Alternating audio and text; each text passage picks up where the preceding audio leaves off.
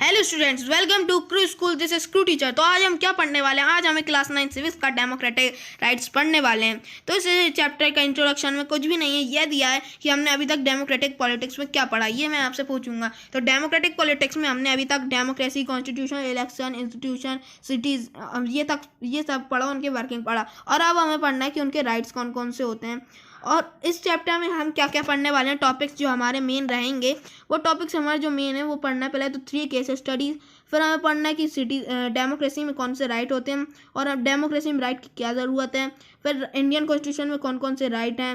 फिर जैसे कि right to equality, right to freedom, freedom against exploitation, freedom of religion, cultural educational right etcetera. ये सब 6 right हैं जिनके अंदर बहुत सारे राइट दिए गए हैं हमारे इंडियन कॉन्स्टिट्यूशन में। और फिर उन्हें कैसे हम सिक्योर करें। अब इस स्कोप को लेते हुए हम आगे बढ़ते हैं। तो प्रिजन इन ग्वांटानामो बे की कहानी प्रिजन इन ग्वांटानामो बे में पहले तो ये रहा ग्वांटानामो वे, इसलिए मैं ऐसे ही बता रहा हूँ, कुछ मतलब आपके एग्जाम में नहीं आएगा। तो स्टोरी में बेसिकली हुआ क्या था, तो स्टोरी में जो है ना, इस स्टोरी में जो यूएस की फोर्सेस थी ना, आर्मी ने, वो है ना 600 पीपल को उसने सीक्रेटली पिकअप कर लिया था पूरे वर्ल्ड से, और हर देश से पिकअप करके ग्वांटानामो को प्रिजन में रख दिया, और उस किसी को पता भी नहीं चला। और जो आर्गुमेंट दिया था यूएस की गवर्नमेंट ने कि ये जो उसने 600 पीपल को पकड़ा है, ये है ना रिलेटेड है, लिंक्ड है अटैक ऑन न्यूयॉर्क 11 सितंबर 2001। और ये अटैक से रिलेटेड है, जो न्यूयॉर्क में 11 सितंबर 2001 को एक अटैक हुआ था, उससे रिलेटेड है सारे। और इसके लिए और जो यूएस फोर्सेज है, आर्मी है, उसने बताया, उसने है ना ये जो अरेस्ट किया था ना इन सबको, वो बिना नोटिस, बिना किसी इन्फॉर्मेशन के करा, और इवन उनकी फैमिली को तक पता नहीं चला। उनकी फैमिली रात भर उनके घर वालों ढूंढते रही, कहाँ का हमारे पापा बच्चे कहते रहे, और पति वगैरह हस्बैंड, और जहाँ तक गवर्नमेंट को तक पता नहीं चला, ऐसे सीक्रेटली उठा कर आए। और जो प्रिजनर्स थे, इनका यह भी पता नहीं लगा, उनको कोर्ट के सामने, मैजिस्ट्रेट के सामने तक पेश किया नहीं गया, और यह भी नहीं बताया कि वो प्रिजनर्स गिल्टी हैं या नहीं। और अगर गिल्टी भी होते ना, तो उन्हें इतनी बुरी तरह जो करा, मतलब बिना इंसान के, मतलब जैसे वो जानवरों की तरह बिल्कुल ट्रीट किया गया। और ये जो एमनेस्टी इंटरनेशनल है, ये है ना पीपल के ह्यूमन राइट्स के लिए वर्क करता है, जो उनकी जांच करता है। तो इसने क्या किया था, एमनेस्टी इंटरनेशनल ने ना, जो इसे ये जो वर्क इस इशू को है ना हाईलाइट किया था। पहले तो उसने इसको वर्क करा, फिर जाना उसने, फिर इस इशू को हाईलाइट किया। और जो यूएन के सेक्रेटरी जनरल हैं, उन्होंने तक यूएस की आर्मी से कहा कि इन प्रिजन को जो है छोड़ दो, आज़ादी दो, क्लोज डाउन करो इसको, केस को। लेकिन उन्होंने फिर भी नहीं सुना, यूएस की गवर्नमेंट ने इसको रिफ्यूज़ कर दिया। और जैसा कि हम देख सकते हैं कि जो यूएस पर अटैक हुआ था 11 सितंबर को 2001 में, जिसकी वजह से 600 लोगों को कैद किया, वो इस टाइप का कुछ था। और ये जो है ना, इस तरह इतनी बुरी तरह इन्हें परेशान किया गया, ये रहा है, मतलब बिल्कुल बहुत बुरा टॉर्चर किया गया। तो हम अगर आगे बढ़ते हैं, तो सेकंड स्टोरी है citizen rights in Saudi Arabia. तो ये सऊदी अरेबिया ये रहा। अब हम पढ़ते हैं स्टोरी में। तो स्टोरी में बेसिकली दिया क्या है, स्टोरी में रूल दिए गए, सिटीजन्स राइट दिए गए, सिटीजन राइट की स्टोरी सऊदी अरेबिया में। तो जो सऊदी अरेबिया था, वहाँ हेरिडेटरी किंग का रूल चल रहा था। अब हेरिडेटरी किंग क्या है, अभी भी चल रहा है। मतलब हेरिडेटरी किंग मतलब है कि वारिस वाला सिस्टम, मतलब जब मतलब किंग है, फिर उसका बेटा आएगा, फिर उसका किंग बेटा बनेगा, फिर उसका इस तरह से चलता रहेगा। पीपल जो थे वो, मतलब डेमोक्रेटिक गवर्नमेंट थे, तो इलेक्ट करना, चेंज करना, मतलब रूल ऐसा कोई सिस्टम था ही नहीं, किंग का ही चलना थी राज। और जो किंग है वो सिलेक्ट करता था लेजिस्लेटर, एग्जीक्यूटिव, जुडिशरी वगैरह वगैरह।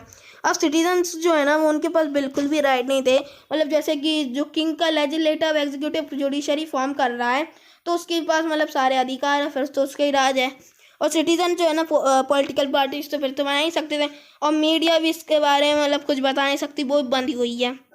और फ्रीडम ऑफ रिलीजन बिल्कुल भी नहीं था। मतलब जो सऊदी अरेबिया है वो फुल्ली इस्लामिक कंट्री है, वहाँ पर कोई भी फ्रीडम को अपने मतलब इस्लामिक फ्रीडम को ही करना पड़ेगा। अगर कोई दूसरा रिलीजन है तो वो उसे फॉलो कर सकता है, लेकिन अंदर ही अंदर, पब्लिक के बाहर, पब्लिक प्लेसेस पर नहीं कर सकता, है ना। और जो वुमेन की जो सबसे ज़्यादा कंडीशन थी वो सबसे ज़्यादा बुरी थी, उन्हें सब्जेक्ट किया जाता था मैनी रेस्ट्रिक्शन से। अब सब्जेक्ट टू मैनी रेस्ट्रिक्शंस बड़ा ये क्वेश्चन है जो बच्चों को समझ में नहीं आता क्या है। तो सब्जेक्ट टू मैनी रेस्ट्रिक्शंस मतलब जो वुमेन है ना उनको बहुत सारे रेस्ट्रिक्शन दिए जाते हैं, मतलब बुर्का पहन के ही बाहर जाओ, ऐसे तुम कहीं जा नहीं सकती वगैरह वगैरह, पति की बात मानो ये वो। और जो वहाँ पर एक थी जो टेस्टोन या वन मैन थी ना वो कंसिडर किया जाता है इक्वल टू टू वुमेन, मतलब जो वन मैन की जो बात थी ना जो वो कंसिडर की जाती थी कि मतलब दो वुमेन जब कहेंगी तब माना जाएगा कि हाँ भैया एक आदमी ने कहा एक मैन ने कहा। ये रही कुछ वुमेन की जो रेस्ट्रिक्शंस, ऐसे मुँह छुपा के जाना है। और ये करंट का मोनार्क सऊदी अरेबिया का किंग। अब हम जाते हैं आगे बढ़ती हुई थर्ड स्टोरी कोसोवो की, एथनिक मैसेकर इन कोसोवो। तो मैसेकर का बेसिकली सबसे पहले क्या है, तो मैसेकर मतलब होता है हत्याकांड। जो हत्याकांड हमारे इंडिया में भी हुआ था, जलियांवाला बाग हत्याकांड।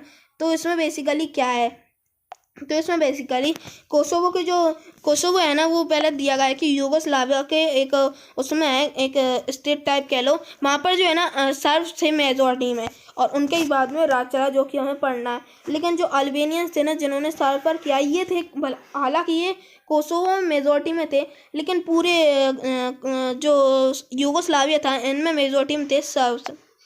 तो जो सर्ब्स थे वो बिल्कुल नैरो माइंडेड थे। और जो इनका नेशनलिस्ट इसमें narrow minded shrubs nationalist leader Milosevic won the election, मतलब जो narrow minded shrubs nationalist leader जो मिलोसेविक था ना इस सर्ब का था, और नेशनलिस्ट लीडर जो जहाँ पर दिया गया है नैरो माइंडेड नेशनलिस्ट लीडर, इसका मतलब है कि जो वो है ना मतलब पूरे सर्ब्स को ही सपोर्ट करता है, जिससे जो अल्बेनियंस थे उन्होंने सफ़र किया। और तो है ना वो वहाँ जीत गया, इलेक्शन जीत गया, और ये डेमोक्रेटिक कंट्री है इसलिए इलेक्शन हुआ और जीत गया सबके।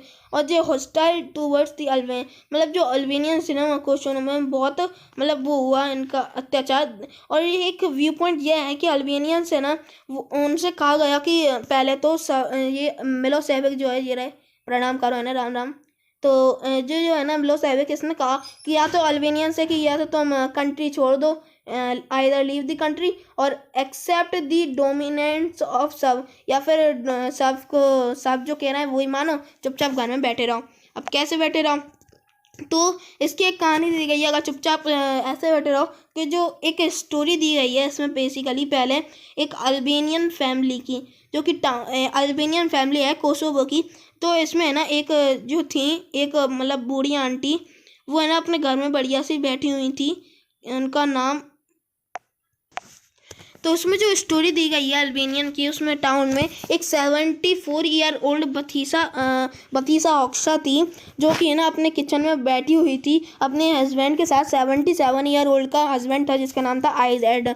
तो इसमें है ना वो मतलब एक स्टोव के आगे बढ़िया मतलब जो वो कह लो क्या कहते हैं आँच में बैठे हुए थे, मतलब ठंडों का टाइम होगा तो बैठे हुए थे बढ़िया गर्मी ले रहे थे। लेकिन एक सडनली क्या हुआ कि उन्होंने ना एक एक्सप्लोजन सुना, उन्होंने याद किया कि कुछ हुआ जैसे गेट तोड़ गए। तो वो क्या था, जो सर्बियन ट्रूप्स थे ना वो उनके घर में एंटर किए गए थे आगे के दरवाजे से। और फिर उसने देखा कि जो बतीसा ऑक्सा ने देखा कि 5 to 6 सोल्जर उसके घर के अंदर आ चुके हैं उनके घर के फ्रंट डोर को, और उनसे पूछने लगे कि बताओ तुम्हारे चिल्ड्रन कहाँ हैं, बच्चे कहाँ हैं। और फिर है ना उसकी आंखों के सामने बतीसा ऑक्सा के हस्बैंड आइजेड को उनके सीने में चेस्ट में 3 बुलेट हस्बैंड के आइजेड के मार दिए गए और फिर वो मर गए। और सोल्जर्स ने ना उनकी आंखों के सामने उसके हस्बैंड को मार दिया और उनके घर के बाहर कर दिया जो बतीसा ऑक्सा थी, और वेडिंग रिंग भी निकाल के फेंक दी और घर में आग लगा दी और उनके बच्चे भी जल गए। और यही तो, और ऐसा इनके साथ नहीं, ये हज़ारों अल्बेनियन के साथ किल्ड हुएगा उस पीरियड में। ये एक बहुत बड़ा ह्यूज मैसेकर था अल्बेनियंस का, जो चिल्ड्रन वर मेनली टारगेटेड किए गए थे और किल्ड किए गए थे, क्योंकि जो जैसा कि हमने जो नाज़रसम वाले चैप्टर में देखा कि उसमें जो बच्चे ही किल किए गए थे, ताकि जो रेशियल डिस्क्रिमिनेशन के बेस थी ये स्टोरी जो ये थी मैसेकर वाली कोसोवो की। तो ये क्योंकि अगर उन्हें ख़त्म करना है उस टाइप का, ये जो मतलब ये थे अल्बेनियंस को, उन्हें बच्चों को ही मारेंगे क्योंकि ये बूढ़े बूढ़े तो 75-80 साल के हैं, ये तो कभी भी नहीं पड़ जाएंगे। तो ये कुछ थी इस टाइप की स्टोरी। तो इसमें जो हम देख सकते हैं कि अगर आप बात करो कि जैसे हमने सऊदी अरेबिया देखा तो आप कहो कि नहीं भैया उसमें डेमोक्रेटिक राइट्स का नहीं, डेमोक्रेटिक कंट्री। तो ये कोसोवो जो है वो एक डेमोक्रेटिक कंट्री थी, फिर भी उसमें ये सब हुआ। तो ये कह नहीं सकते कि डेमोक्रेटिक कंट्री में वॉलेट नहीं होते नियम, इन्फ्रेज जो किए जाते हैं राइट्स को डेमोक्रेटिक कंट्री में भी। और ये केस ऑफ ग्वांटानामो बे और सऊदी अरेबिया कोसोवो से हम ये लेसन ले सकते हैं कि हमारे जो राइट्स हैं उन राइट्स होना बिल्कुल भी ज़रूरी हैं, फंडामेंटल राइट्स, वरना कुछ ऐसा हो। तो हमारी ये थी कुछ स्टोरी जो कि हमने सीखी। तो अब ये हमारी जो कोसोवो की स्टडी थी और सऊदी अरेबिया की स्टडी और जो ग्वांटानामो बे, उम्मीद करता हूँ आपको अच्छे से समझ में आई होगी। तो अगर आपको समझ में आई हो, चैनल पर नहीं हो तो सब्सक्राइब करो, लाइक करो और शेयर करो वीडियो तक, ताकि औरों का भी भला हो सके। तो और अगर आपको ये नोट समझ में नहीं आते हैं तो डिस्क्रिप्शन में मेरे खुद के नोट्स दिए गए हैं पर्सनल वाले, और अच्छे से मतलब बहुत ईजी से जो आप बना सकते हैं। तो अगर आपको चाहिए तो आप डिस्क्रिप्शन में देख सकते हैं PDF की लिंक। Thank you.